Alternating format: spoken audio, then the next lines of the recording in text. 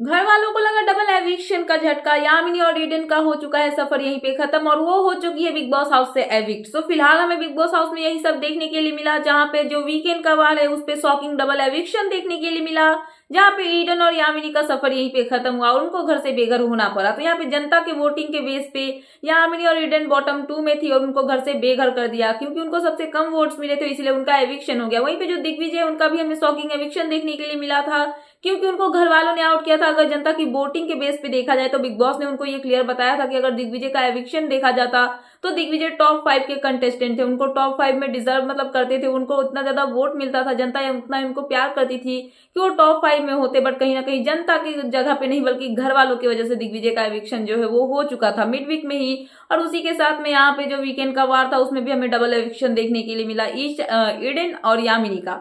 सो यहाँ पे इस हफ्ते हमें 3-3 एविक्शन देखने के लिए मिला। तो वीकेंड के बाद पे सलमान जब बताते हैं कि ईडन और यामिनी का सफर यहीं पे खत्म होता है, तो यहाँ पे शॉकिंग चीज यही होती है कि जो कशिश है वो बहुत ज्यादा रोती हुई नजर आती है। कशिश इन दोनों की मतलब एविक्शन से बहुत ज्यादा शौक नजर आती है और कहीं ना कहीं उनका शौक होना तो ये जायज सी बात है, क्योंकि कहीं ना कहीं ये तीनों साथ में बैठते थे और घर वालों के बारे में यहाँ पे ये चर्चा करते रहते थे। बट अभी जो कशिश है वो सदमे में चली गई है कि अगर उनकी दोनों फ्रेंड चली गई तो किसके साथ बैठ के बातें करेंगी।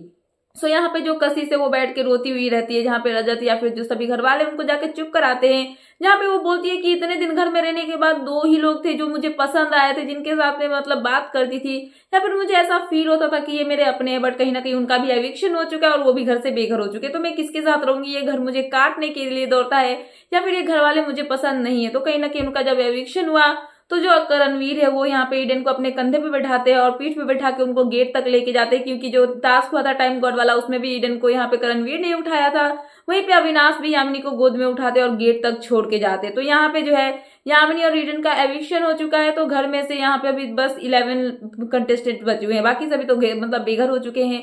तो अब देखना इंटरेस्टिंग होगा कि आगे किसका किसका एविक्शन होता है, क्योंकि कहीं ना कहीं बिग बॉस जो है 2 से 3 हफ्ते तक एविक्शन नहीं करवा रहे थे, जिसकी वजह से घर में बहुत सारे कंटेस्टेंट्स है और यहाँ पे फिनाले का डेट जो है वो टाइम मतलब सामने आया जा रहा था। तो अब तो बिग बॉस वही करेंगे ना कि अगर स्टार्टिंग में किसी को नहीं निकाला तो अभी फटाफट से एक ही हफ्ते में 2-3 करके ऐसे करके निकालेंगे ताकि ये चीज जो है वो मेंटेन कर पाए। तो यहाँ पे इस हफ्ते हमें 3-3 शॉकिंग एविक्शन देखने के लिए मिला। वहीं पर रजत का रिएक्शन सामने आया, जहां पे रजत बोलते हुए नजर आए कि मुझे ये सब शॉकिंग नहीं लगा, क्योंकि कहीं ना कहीं मैं सुबह से सोच रहा था कि इन्हीं दोनों का एविक्शन होने वाला है, तो मेरे लिए नॉर्मल था। तो ये सब हमें इस वीकेंड के बाद पे देखने के लिए मिला एविक्शन के टाइम, जहां यामिनी और ईडन का सफर खत्म हुआ और सभी घर वाले उनको गेट तक छोड़ने के लिए गए। तो फिलहाल ये थी लेटेस्ट अपडेट, तो मैंने सोचा कि आपको अपडेट कर दूं। तो इनके एविक्शन पे क्या है आपका कहना, प्लीज मुझे कमेंट सेक्शन में कमेंट करके बताना है। ऐसे ही लेटेस्ट अपडेट पाने के लिए प्लीज मेरे चैनल को सब्सक्राइब करना एंड बेल आइकन प्रेस करना, ताकि मेरे आने वाले सारे वीडियोस के नोटिफिकेशंस आपके पास टाइम पे पहुंचते रहे। सो मिलते हैं नेक्स्ट वीडियो में। So thanks for watching and bye bye.